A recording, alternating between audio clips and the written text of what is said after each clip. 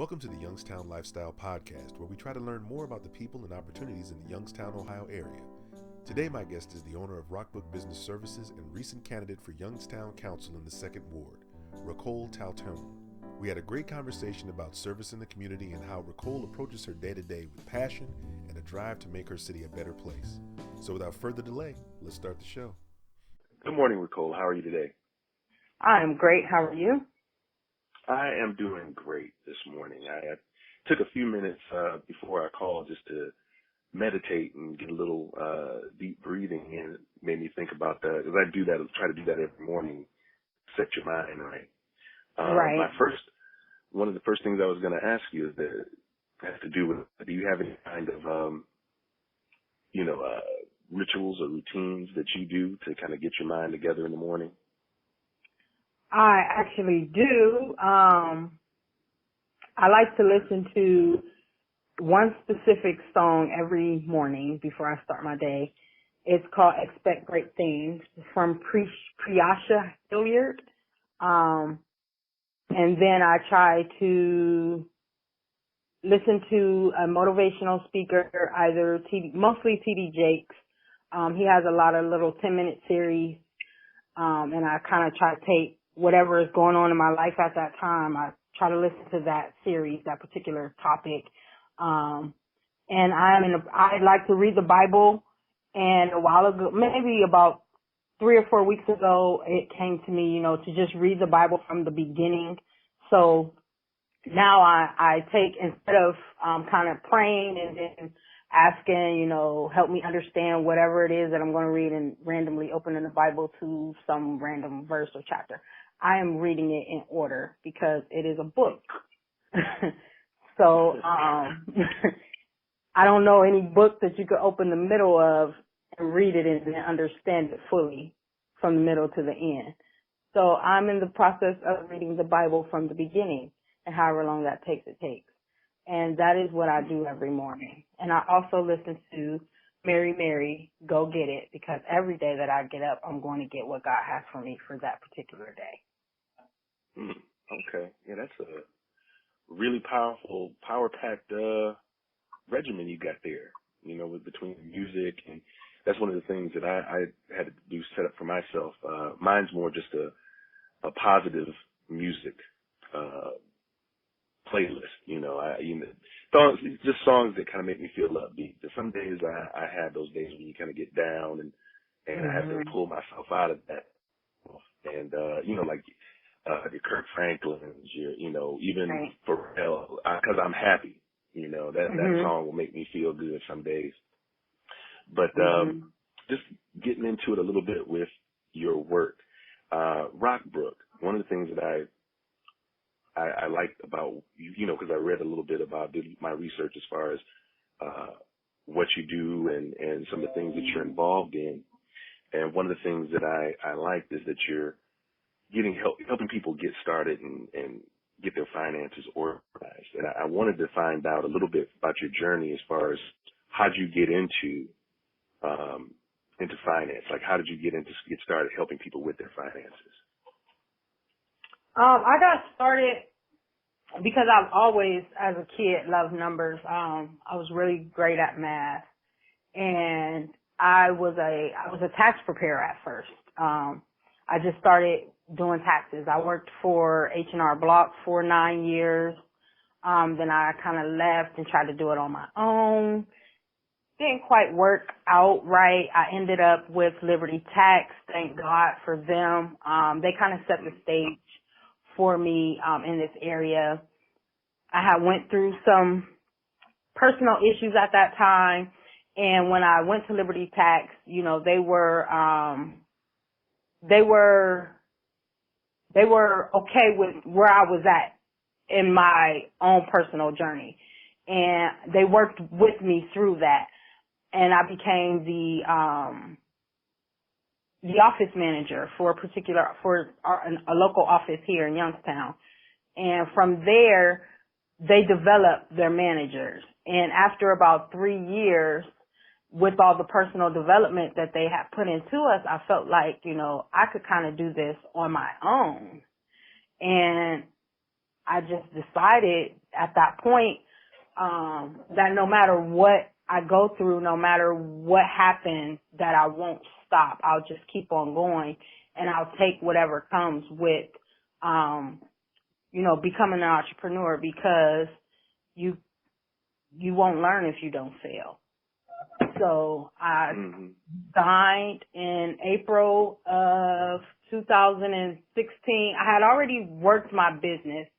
Prior to working with them, we had an agreement that I could work with prior clients, but not new clients. So I took that and I worked it. And in April of that year of 2016, I decided to resign. And there was some hiccups on their end, which was a blessing on mine, to where I didn't have to wait there was a non-compete agreement. And for whatever reason, I didn't sign mine for that year. And when I left them, I was able to go right into doing new clients. And, it just kind of started from there. People would come to me and ask advice, and I would just simply kind of tell them what I did. Cause a lot of the things they were going through, I had already went through. So I just taught them my own process and went from there. And it grew, people start to trust you, trust your word. And when you tell them things and it works, they keep coming back to what works. So right, yeah. I thank God. When you have those positive truths of your own personal experience, especially what you're talking about, having gone through a thing or two, makes it a little bit more interesting to help people. You can teach what you've been through, even like you're saying with the failures. You teach hey, I failed. You don't have to fail this way. Go out there and fail a different way. At least you can take that lesson. Mm-hmm. Now, what other services do you guys provide? I think I saw a couple of notes on there that you do some kind of perhaps business planning, or tell me what other services you guys do. We do small business accounting, we do payroll, we do bookkeeping, and we do income tax preparation.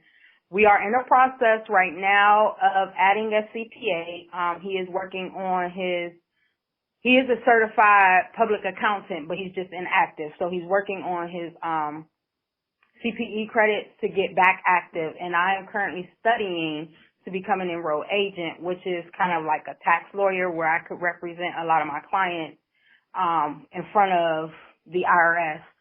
And we also do some business, I call it special work, but it's just helping other businesses grow, because of where I live, I notice people get excited about starting their own business and they put a lot of work into it in the beginning, and then they never think about growing it, the growth of it, and what you may need to move forward.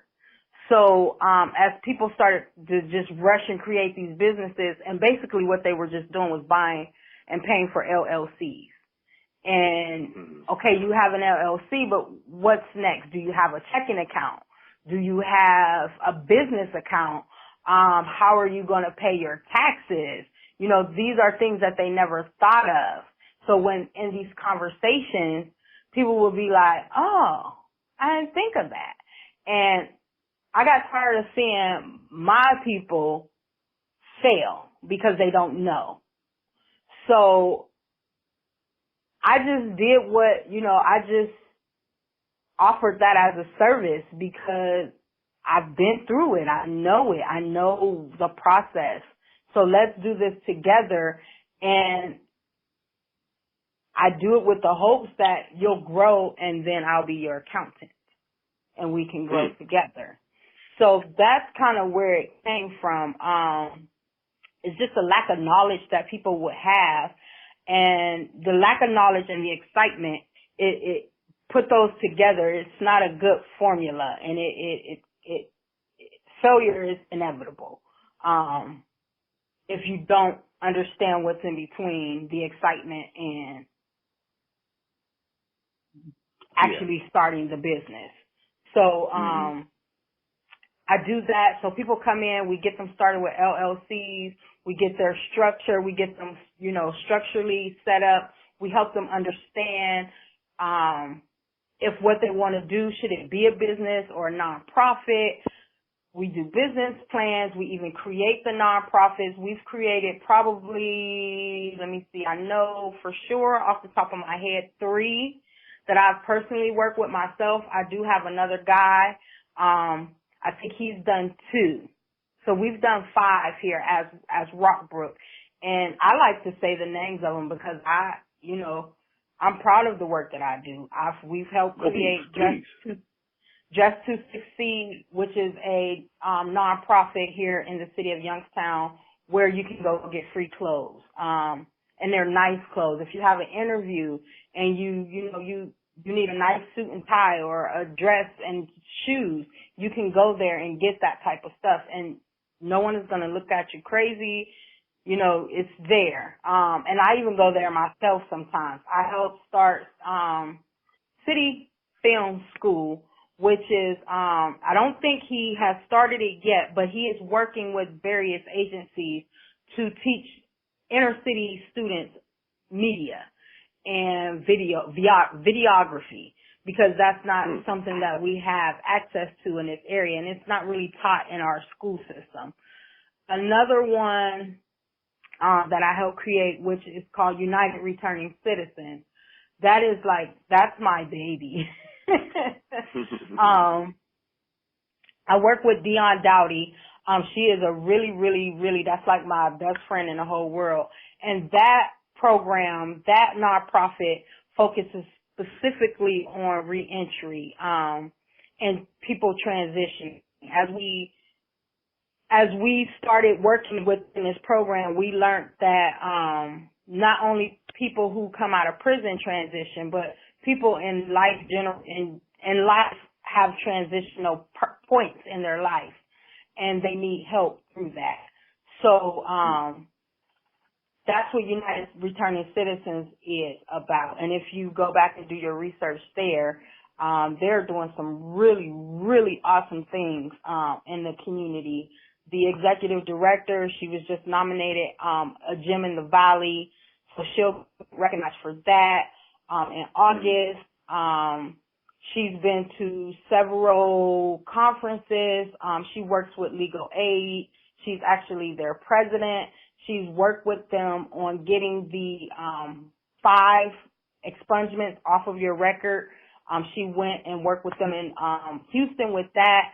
So, there's a lot of things that RockBrook has their hands in that people just really don't know about. And it's just all from the passions that I have within my own being and what I would like for, what I would like to see in my community. I would like people to be able to get jobs and go have nice clothes and, learn different things that you don't otherwise have access to learn. And because we are where we are, it is a reality that a lot of people have records, and that needs to be addressed so that they could move forward and it doesn't stunt their business growth. So those are my three babies that I love, and those are the reasons why I put a lot of time and effort into creating those nonprofits, because it helps the growth of people. The community. Yeah, the community and the people in it. Yeah, that's, I'm very impressed by that, actually from a self-serving sentiment, because we have a nonprofit that we're interested in as well that we're doing that speaks to what you're talking about. And kind of at the beginning stages, calling it the Crandall House Wellness Center. Just taking a small property in on the north side and repurposing it, trying to do training out of there and teaching and bringing together folks like you're talking about, reentry folks, some veterans, to come together, do landscaping, small engine repairs, sewing, the stuff that we have that's right there within our grasp in the community. And so definitely we can talk off podcast for that for sure, but I definitely would like to talk a little bit more about it, help get us organized with regard to that. But speaking from what you just, what you're talking about as far as community and civic involvement, I know you just ran for the Youngstown City Council in the second ward this past year. And was part of that what drew you into, like, what made you push to want to run for office? Was that what it was, your nonprofit work, or was there something else?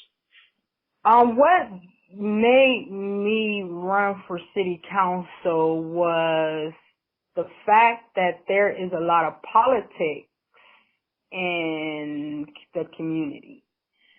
So, in doing some of the work that I do, I noticed that policy was stopping some of the things from happening. So I figured if I could be a part of that process, then I could help my community better.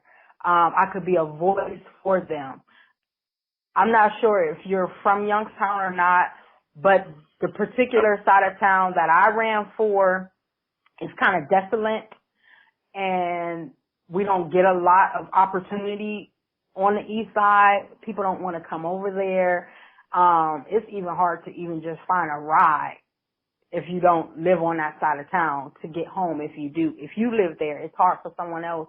They don't want to come to the east side. It's dark, it's woods, it's nothing. So, I was looking at it from a political point of view, where if we can get our politics, the people who are in charge to be a voice. I don't feel like we have a voice. And I said this in front of former councilmen, and I was, after the fact, that, RaCole, you shouldn't have said that because you said that in front of all these councilmen and they've held these jobs. Okay, I understand that, but I don't see what they've done. I don't see it. And I'm not going to be sugarcoating anything because you were a councilman. Take your responsibility and go with that.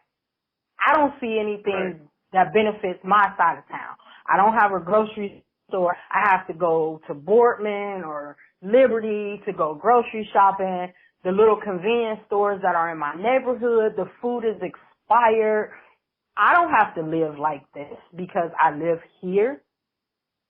No. Right. We need to speak up and become a voice and make the people be accountable for what they're doing over here. So that's where that came from. And I did not win, and I thank God for the experience because I learned a few things, and I'll go back at it next year, and I know, not next year, in 3 more years, and I know what the process is. I know what to do, and I wasn't fully committed because I was uncomfortable. And when you're uncomfortable, they say, you level up when you're uncomfortable, but I was in a space where I couldn't get past my uncomfortableness to level up. Mm-hmm. So now I'm in that process of coming out of that, and even doing this podcast is helping because I have a issue with public speaking. Like I'm a behind the scenes kind of person. So I never wanted recognition. Don't show my face. I don't want to be on the news. I don't want to be on TV, but you're running for office. So how are you going to do that, RaCole? So that, after the fact, it helped. So I'm ready, and, whatever is next, whatever God has for me next, I'm still going to always fight for my community, specifically the east side of Youngstown, specifically the second ward, until God takes his last breath out of my body. I feel like you should drop the mic. If I had one, I would. But no, what you're talking about, it's one of those things that I've seen, not just in I guess it comes from the bottom all the way to the top. That's some of the things that I see reflected in some of the national politics that makes me a little frustrated sometimes, is the lack of accountability, the lack of people who want to do for people, a positive change for people. It's, that's one of those things that kind of bothers me with, for instance, with Flint. Everybody should be mad as hell that the water isn't fixed there. It's like, how do you keep moving forward doing anything else when the water is messed up there? Mm-hmm. You know, and it's not fixed yet. You know what I mean? That type of thing just seems, that you and I can agree on that, but at some point, somewhere down the line, there's someone that gets into a position of power, that gets into a position of government or something, where it's not that simple, it's not that cut and dry, that if something's wrong, you fix it. If something's not right, you do the right thing with it. And it's like, we need more people like yourself elevated with that same mentality to replace people who are thinking in terms of, you know, corporations and corporate folks instead of the people that actually are the backbone of this country. Black, white, yellow, Asian, everything help this country. And it doesn't matter what color you are. It matters what kind of person you are. You are, and what you can do to help. Right. So what's been your greatest success professionally as far as, you know, like over the last few years? Like, what's been the greatest thing that you can point to and say, I did this and this is, you know, my achievement? My greatest success, I could say, let's see, would be just RockBrook within itself. We have grown since where we at, since 2019. I started this company in 2011 in my home. To say honestly, I wasn't fully committed for some time. I was in and out. I treated it seasonal because, like I said, I started off as a tax preparer. Probably around about 2013, I would say I had an experience, a personal experience, and it just made me look at things a little different. And I'll just say it. I keep saying a personal experience, but I'll just say it because it could help somebody else. But I tried to commit suicide January 17th of 2013, dealing with some of my own personal struggles. And from that day to this one, every day God has showed me why I did not die on that day. So I just take one day at a time, and I put all my focus into RockBrook. We came from, like I said, my home. From my home, I was introduced to a business incubator. I was in there for about 2 years, I think. I think I left there in 17. Yes. So we went from home incubator, and we're located in downtown, where they say it's the place to be if you're in Youngstown. I still say it's the east side, but I digress. But the growth of my company, the fact that I have to go buy more filing cabinets is awesome. People don't look at that, but for me that is growth, because I started with a half a filing cabinet and maybe 6 clients, and now I have 4 drawer filing cabinets, and I have to go get another one. So that shows growth to me, and I appreciate and I'm thankful and I thank God for that. And I just ask that, you know, He keep His hand over me, my mind, and continue the success and allow me to learn along the way and teach and help. Okay. What's been your biggest challenge?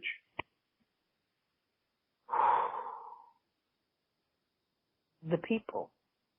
The people. Yeah. When, as far as that area, for my business, the challenge, it's the people. It's the people. Just this area in which I live, I can't speak for any other area, but within the Youngstown area, there's a business. What's the word I'm looking for? I'm not really great with words, but there's a business sense, the way people think business-wise. They want a discount. They think you should do something for free. They don't have to pay so much. And then they expect full service. with that Yes. free, that, yes. yeah. So like excellent AAA service for little to no for money. nothing. Like I was listening to a friend of mine the other day. She had made a post. She does hair. And she was like, I don't understand, how do y'all think y'all get something for free? She was like, I didn't go to school for free. My products are not free. My time is not free. My booth rent is not free. So why do you think you get something for free? So that mentality, along with people not understanding business and their mindset of how it should go. Like I have another person, we were talking about credit one day and I was telling her, how important credit is if you're going to have a business. And she hit me with, God got me. If it was meant for me to have good credit, he'll make me have good credit. And I just was like, right. And I didn't. Did you get it with that one? Was it faith without works is no? Is dead. No, because I wasn't there yet. So if it ever came back, I would definitely hit her with it. But at that time, I didn't know that word but I knew what she was saying was crazy. I'm like, God, credit, okay, he'll bless you. But he sent doctors for a reason. If you don't go to the doctor, you ain't gonna never see what's wrong. So it's just things like that, the mindset of people, and to try to get them to understand why you set standards that you set is hard. It's hard. I think doing something like this and pointing to it and having them listen can start the process too. Doing more podcasts, more interviews, just communicating, what it is you guys are about. And because I'm going to be honest, I get into that mindset too. I mean, I'm not a perfect person by any stretch of the imagination. And right. I touched on it earlier with the meditating and stuff like that. And there's days when I feel, like I can look at myself objectively from the outside and say, I feel like I heard this expression the other day, feel like the woman with two hams underneath each arm, lamenting right. the fact that she doesn't have any bread. I was like, I ain't got no bread, but I got all this ham. That's how I feel some days. And it's like I can turn around the next day when I'm not in that same frame of mind. It's like, how can you even get to this place? And it takes every day. It's like a different type of fight that you gotta have. Sometimes you fight with yourself. And that's the hardest fight of all. Shoot. Yes. I don't care what somebody gonna come in the door with. It's me. Man. With myself is worse. Yes. Everything you got to throw at me, I've thrown 10 times more, and I know exactly how to hurt my feelings. So. Right. Right. True. True. But moving forward, what do you see as the most important thing any one of us can do to improve, like, for instance, the city of Youngstown and the community on a day-to-day level? If you had to boil it down to just one action or one thing that you think that we as a people, not just me or you, but just everybody need to do this thing on a day-to-day level to kind of improve where we're at? I think what would help this community, what help us personally, is if each and every single person is accountable for the job that they are required to do and their own personal life. I think things would be a lot better. I think things fall off and things don't happen or are accountable for what they're responsible. And when you're not accountable for it, you don't care. And when something happens, okay, happened. I don't care. But if we all if you're just looking at, I'm just talking city, if you start from the mayor to the man under the bridge, if every person in between was accountable for exactly what they are supposed to do, their responsibilities, their work, things would be so much better. The man might not even be under the bridge. Yeah, that's well said. Well said. Accountability, and and just being, what do you call that? I can't think of what it is now either, but just that accountability to one another. That's one of the things that I work on every day as well. I like clarity and I like accountability. And I have a friend who say all the time, and if she listens to this, she gonna crack up laughing. But she say all the time, if it ain't clear, it ain't so. That is good. That is a good turn phrase. If it ain't clear, it ain't so. If it ain't clear, it ain't so. That's true. You know, getting on the same page with people, communicating, and making sure that, you know, the thing that you say you want to do is the actual thing you want to do. You know, and then following through on it. And that's it. Well, I definitely want to have another one of these talks with you to get a little bit deeper, but our time's limited this morning. I wanted to ask you one more question, a little off topic. What's your favorite comfort food that you to make for yourself or for your family? Your favorite comfort food? It's lasagna. Is there any specialty to it, or is there like some kind of special things you do to your lasagna that makes it stand out? No, I don't think so. I like a little extra cheese, but I think that's a lot of people. I use a lot of I use a lot of different cheeses. But no, nothing special. Nothing special. It's just my favorite food. Well, that's what makes it special, you know. But, well, I'm a personal fan of the extra cheese too, but I'm always trying to get some kind of special extra ingredient or whatever to try out myself. So that's why I asked that way. Anyway, I really appreciate you spending some time with me this morning, and I look forward to talking with you a little bit more, especially about some of the nonprofit stuff that Matt and I want to do.